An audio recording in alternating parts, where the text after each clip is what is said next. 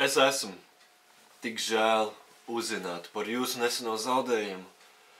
Es esmu sūtījuši manu līdzjūtību. Ja jums ir nepieciešams kāds, lai palīdzētu jums tagad, lūdzu, draugs, zvaniet uz mani. Es esmu tik žēl uzzināt par jūsu neseno zaudējumu. Es esmu sūtīšana man līdzjūtību. Ja jums ir nepieciešams kāds, lai palīdzētu jums tagad, lūdzu, draugs, zvaniet uz mani.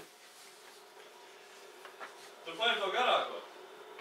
Tas ir tikai, lai jūs zināt, kā īpašās jūsu dāvana lika man justies. Tas parāda man, kā jūs ļoti pārdomāto jums ir. Jūsu dāvana man bija ideāls. Pateicības diena atsauc atmiņā svētības mūsu dzīvē, kas parasti aiziet neievērot. Mājas, kas ir mums visapkārt ar komfortu un aizsardzību.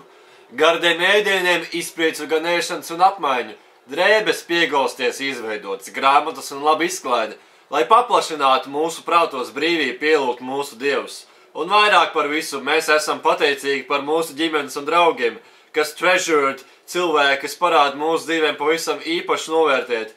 Jūs esat daļa no šīs lolotākajiem jums grupai, no pateicības, un katru dienu mēs, God bless, par to, ko jūs mums nav to darīt. Es esmu priecīgs, kāds, piemēram, jūs varētu man līdzēt, lai saņemtu ar sirds. Es vienmēr domāju, ka jums ar prieku un pateicību.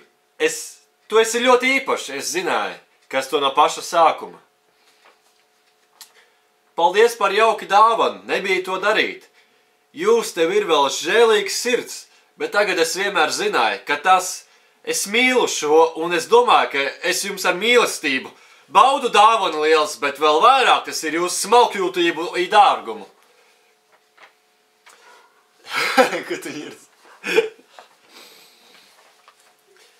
Pateicības ir iecelts laiku koncentrēties uz labu mūsu dzīvē. Katru no mūsu dienām mēs varam atrast mazus svētības, bet pārāk bieži mēs to aizmirst. Iztēloties nevis tērēt savu laiku, pievēršot uzmanību problēmām, mēs sniegtu mūsu enerģijas.